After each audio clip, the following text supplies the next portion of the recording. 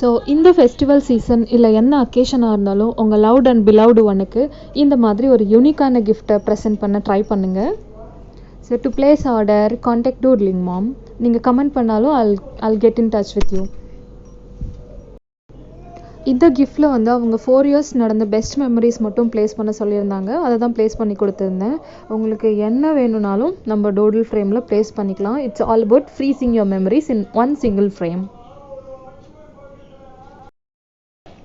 நீங்களே இந்த மாதிரி கிஃப்ட்ஸ் ட்ரை பண்ணணும்னு நினச்சிங்கன்னா நான் ஆல்ரெடி வந்து ஒரு 10 சீரீஸ் போட்டிருக்கேன். அந்த சீரீஸை வாட்ச் பண்ணி பாருங்கள்.